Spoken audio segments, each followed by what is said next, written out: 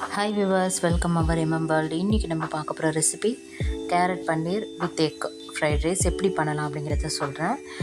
அதுக்கு ஒரு பேன் வச்சுருங்க.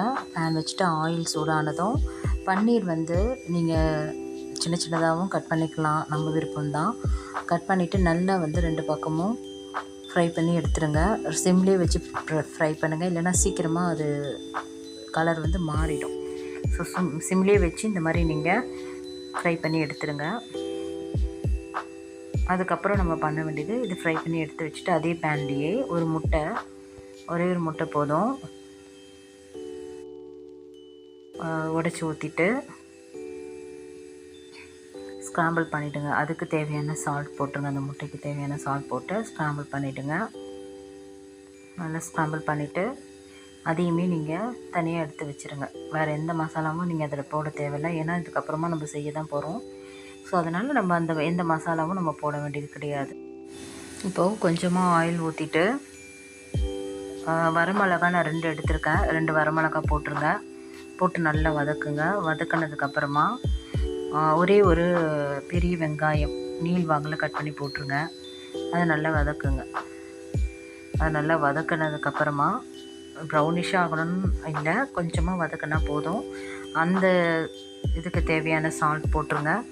அப்புறம் கேரட் வந்து துருவி வச்சுருங்க. ஒரு கேரட் துருவி வச்சுட்டு அந்த ஒரு கேரட்டையும் போட்டுட்டு சால்ட்டு, கரம் மசாலா இது எல்லாமே ஆட் பண்ணிவிடுங்க. ஸோ லைட்டாக வதக்குங்க. தண்ணியில் எதுவும் இப்போதைக்கு ஊற்ற வேணாம். இப்போ நம்ம ரெடி பண்ணி வச்சுருக்கிற முட்டை, அந்த பன்னீர் ரெண்டுத்தையுமே அதில் ஆட் பண்ணிவிடுங்க. ஆட் பண்ணிவிட்டு நல்லா வதக்கி கொடுங்க. நல்லா சிம்லேயே வச்சு பண்ணுங்கள், சரிங்களா?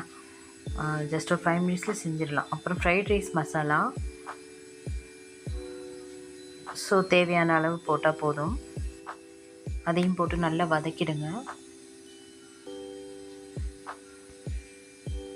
ஒரு 2 மினிட்ஸ்க்கு அப்புறமா சாதம் வந்து சூடாக வடிச்சிடுங்க. வடித்து அதில் தேவையான அளவு நீங்கள் சாதத்தை போட்டு நல்லா மிக்ஸ் பண்ணி விட்டுருங்க. ஈவனாக மிக்ஸ் பண்ணதுக்கப்புறமா ஒரு ஸ்பூன் நெய், ஃபைனலாக ஒரு ஸ்பூன் நெய் சேர்த்து நல்லா வதக்குங்க. ஸ்டவ் ஆஃப் பண்ணிவிடுங்க. இப்போ சர்வ் பண்ணுங்கள். ரொம்பவே சூப்பராக, ரொம்பவே டெலிஷியஸாக, சீக்கிரமாக அந்த லஞ்ச் பாக்ஸ் ரெசிபி வந்து செய்யலாம். குயிக்காக செய்ய முடியும். கண்டிப்பாக வீட்டில் ட்ரை பண்ணி பாருங்கள். தேங்க்ஸ் ஃபார் வாட்சிங்.